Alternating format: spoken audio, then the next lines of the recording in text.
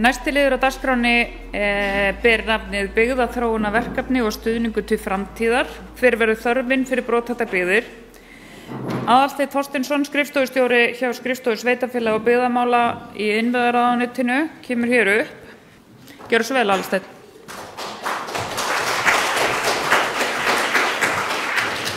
Ágætu málþingsgestir, ég vil nú byrja á að þakka fyrir að vera boðið á þetta málþing. Þar sem fjallað málefni sem stendur mér raunar afar nærri. Ég náttúrulega í góðri aðstöðu til þess að fjalla þetta hafandi verið á vettvangi þegar þetta byrjaði allt saman, hér á Raufarhöfn. Og síðan hefur mér einhvern veginn þótt svona heldur vænt þetta byggðarlag og hef svona reynt að fylgjast með því hvernig gengur hérna. Líka eftir ég lét af störfum í Byggðastofnun eftir rúmlega 20 ár þar. En mér langaði kannski að horfa svona aðeins til þess hvernig þetta byrjaði allt saman, hver var aðdragandinn og af hverju fórum við út í þetta og hverju voru væntingarnar. Voru þar kannski ekki raunhæfar og hvernig hefur framkvæmdin gengið og hvernig ná síðan að vinna inn í framtíðina. Mér þetta nú raunar mjög minnisstætt hvernig þetta byrjaði allt saman og ég var fegin að við Sigga Þorgeirs munum þetta eiginlega alveg eins heyrist mér.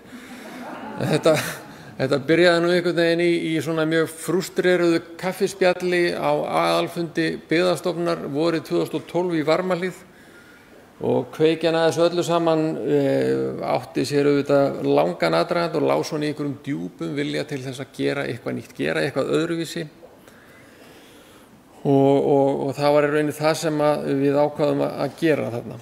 Sigga kom síðan inn í þetta miklu krafti og keyrði áfram og Sigurborg með aðferðafræðina og svo fjölmargir eftir það og það þarf sjálfsagt ekki að segja neinu það hér að breytingar í sjávarútvegi höfðu haft mjög mikil áhrif á þróun sjávarbyggðanna í lok 20. aldar og í upphafi þeirra 21. Útgerðum hefur fækkað stórkostlega og aflaheimildir hafa þjappast saman. Og einstök byggðarlög þar sem atvinnulíf var einhæft höfðu orðið fyrir miklum búsifjum þegar stór fyrirtæki í sjávarútvegi voru gjaldþrota og skyndilegt atvinnuleysi blasti við fjölda íbúa nánast á einni nóttu.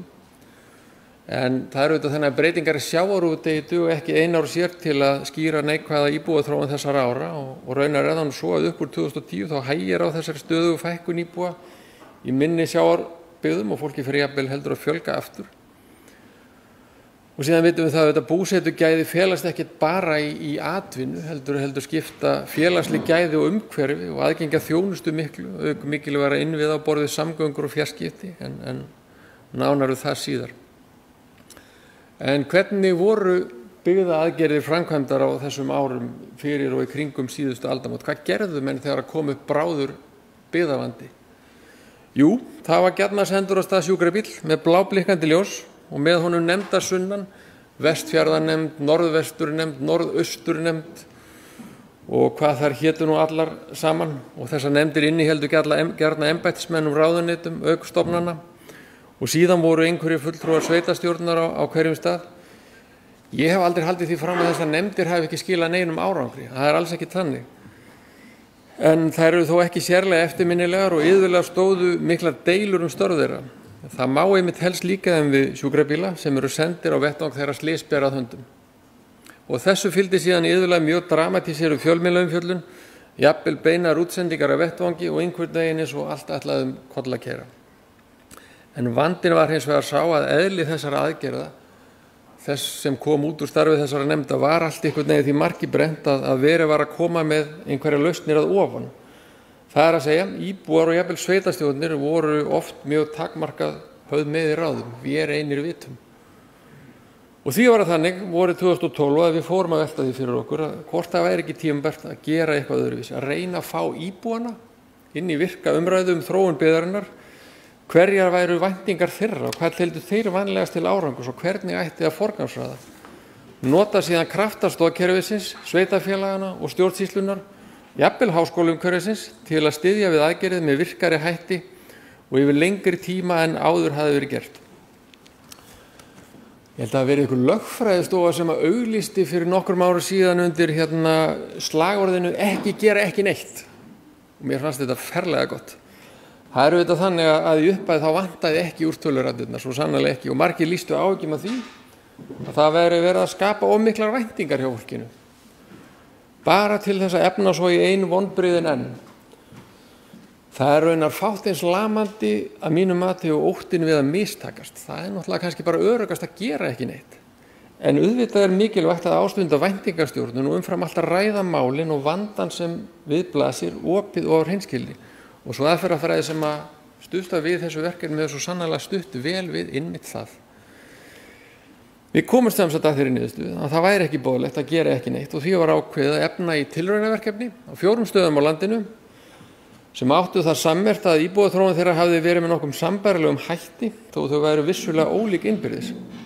Jafnvel mjög ólík. Fyrst var hafist handa hér á Raufarhöfn, en skömmu síðar komu inn Bíldudalur, Skaftárhreppur og Breiðdalshreppur. Hugmyndin í upphafi var þá svo að með verkefni hér á Raufarhöfn yrði til aðferð eða verklag sem hægt væri að nota á fleiri stöðum sem stæðu frammi fyrir svipuðum vanda. Árið 2014 fór síðan fram ákveðið endurmat á verklaginu og var til formleg verklýsing sem stuðst hefur verið við síðan með síðari breytingu eftir því sem reynslan hefur gefið tilefni til. Aðeins kannski nafn þessa verkefnis, brothættar byggðir. Ég hef ekki tölu á því hve oft í gegnum tíðina ég og fleiri höfum þurft að vera að verja þetta ágæta heiti þessa verkefnis.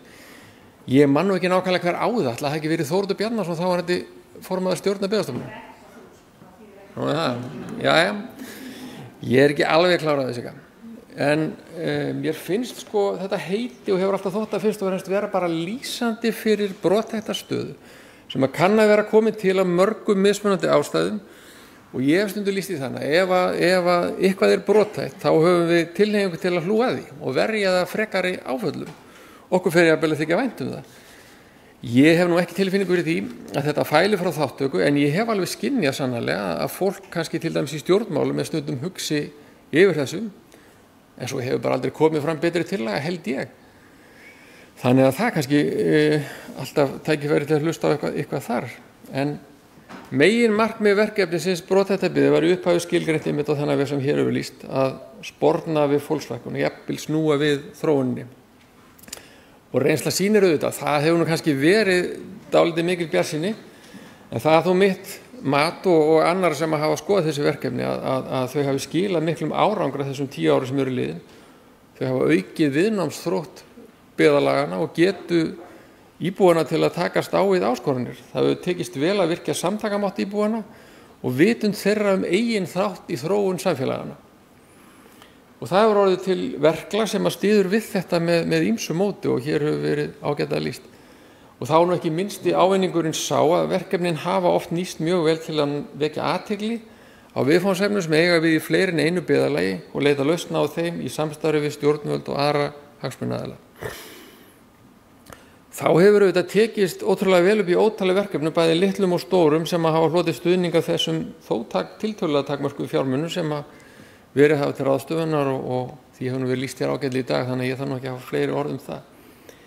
En er þetta þá allt bara einhver dansar á þessum? Nei, það er það ekki og við heyrðum hér áðan auðvitað frásögn úr sundruðu samfélagi þar sem að verklag sem þetta á auðvitað bara mjög erfitt uppdráttar og menn lenda í miklu vanda með framkvæmd svona verkefnis. Ég held að það þurfi að leita kannski einhverja annara leiða þar.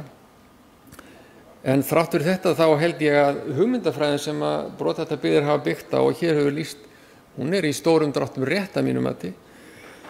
En þó er þetta þannig með þetta mannanna verk eins og önnur að það eru alveg örugglega úrbóta tækifæri fyrir hendi og þá ekki síst hvað varðar eftirfylgni eftir einstöku verkefnum líkur og ég er ekki í vafa að til þeirra verður horft. Nú, þetta kemur ágætlega fram í ágætri úttekt KPMG sem að hér hafa kynnt og það er mjög áhugavert raunar að lesa nýlega úttekt sem var gerð á sambærilegu verkefni í Noregi sem heitir Regional omstilling og kom út í fyrra og sýnir einmitt bara mjög vel að viðfangsefnin eru nú að miklu leyti þau sömu og áskoranirnar mjög svipaðar. En hvað gerist þá þegar einstökum verkefnum líkur og byggðastofnun dregur sig í hlé? Getur byggðarlag aftur hafið þátttökuverkefni ef aftur sígur ógjafhliðina? Aftur orðið formlega brothætt byggð? Þetta er auðvitað mjög stór spurning sem að ég hef oft leitt hugan að og KPMG mitt og fleiri benda svo sem á að það þurfa auðvitað að huga vel að þessum markmiðum og þeim verkfærum sem eru fyrir hendi og menn að vinna með. Við munum auðvitað hlusta bara mjög vel á þetta og þetta verður haft í huga við endurskoðun byggðaáætlunar og áframhaldandi mat á verkefninu. Eins og ráða má af verkefnislýsingu verkefnisins sem ég ræddi hér á, þá var ein grunnhugmyndin með því að það væri tímabundið, en að undir lok þess væri með markvissum hætti unnið að því að tryggja áframhaldandi farveg fyrir þá vinnu sem hefði verið unnin á hverjum stað. Að einstök verkefni sem hefði verið hrundið af stað á verkefnistímanum og fyrir tilstilli þess verði sjálfbær þrátt fyrir formlega lok verkefnisins brothætta byggð, meðal annars með því að nýta almenn úrræði og stoðkerfi landshlutana. Að eitthvað taki við, enda getur jú byggðin enn verið brothætt við verkefnislok og einstök byggðarlög þurft áframhaldandi stuðning. Við á Byggðastofnun horfðum við þetta mjög til sveitarfélagana og landshlutasamtaka þeirra að taka verkefnin upp á arma sína í einni eða annarri mynd, og það er kannski ekki alltaf reynst raunhæft, enda svo sem kunnara en frá þurfa að segja að sveitarfélögin eiga nú oft á tíðum nóg með sig að öðru leyti. Þannig að þetta er eitthvað sem er þörf á að ræða og skoða og taka stáið áfram. En síðan er þetta margt sem hefur breyst sem hér skiptir máli. Bara eitt dæmi, það má nefna að með lagabreytingu sem tók gildi í júní 2021 samþykkti Alþingi litla breyting á sveitarstjórnarlögum sem fjallar þjónustustefnu í byggðum og byggðarlögum sveitarfélags.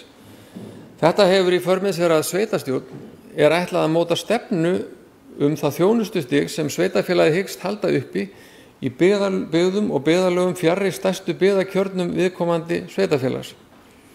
Eins og til dæmis hér á Raufarhöfn. Við gerð og mótun stefnunar skal hafa samráð við íbúa sveitarfélagsins og skal leggja stefnuna fyrir sveitarstjórn eigi síðan 1. nóvember ár hvert. Ráðuneytið hefur nýverið sent leiðbeiningar til sveitarfélaga hvernig megi standa að slíkri vinnu. Miðað við þau viðbrögð sem við höfum fengið, þá virðist nú reynda sem einhver sveitarfélög hafi ekki verið meðvituð þessa lagaskyldu sína. En ég bind mikla vonir við það að í það minnsta frá með næsta ári hafi öll sveitarfélög sett sér slíkar stefnur. Ég hvet ykkur til að fylgjast með því.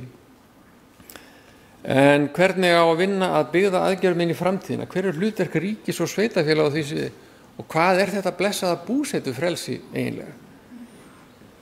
Byggðaþróun sem að einkennist af þéttbýlismyndun ásamt íbúafækkun, skökkum kynjahlutföllun og öldrun samfélagi dreifbýli er ekki séríslenskt fyrirbæri.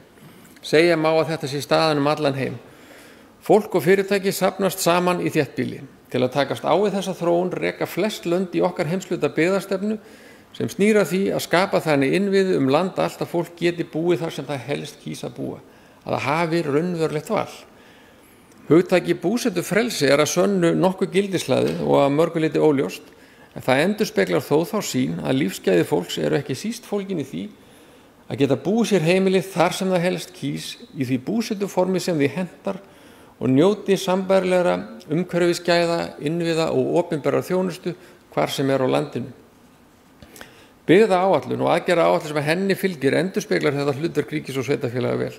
Það er að meginhlutverk þessara aðila sé að leitast við að tryggja að nauðsynlegir innviðir og þjónusta séu fyrir hendi til að byggð geti dafnað all land. Byggðamál eru ekki afmörkuð við málaflokka innviðaráðuneytisins, enda leggjum við mikla áherslu á að samhæfa byggðaáætlun og aðrar stórar áætlanir og opinberar stefnur sem hafa áhrif á byggðaþróun. Þar má nefna stefnur á sviði stóra málaflokka borið fjarskipti, samgöngur og raforkuflutninga, heilbrigðismál og margt fleira. Og það er gaman að geta þess að öll ráðuneyti stjórnarráðinu fara með ábyrgð á minnst einni aðgerð á byggðaáætlun og hafa þannig beina tengingu við hana. Það eykur auðvitað líkur á að árangur náist. Með þessu verklagi er leitast við að draga fram byggðasjónarmið í áætlanagerð byggingu samgöngu innviða á sviði fjarskipta, orkuflutninga og fleira, eins og ég sagði. Einmitt þarna hefur verkefni brothættar byggðir komið að gagni og sett fókus á þær áskoranir sem slík byggðarlög standa frammi fyrir. Meðal annars þannig getum við stuðlað að virku búsetufrelsi. Árið 2017 voru byggðamál færð yfir í þáverandi samgöngu- og sveitarstjórnarráðuneyti. Það var mikið heillaskref, enda eru þessir málaflokkar auðvitað beintengdir hver öðrum.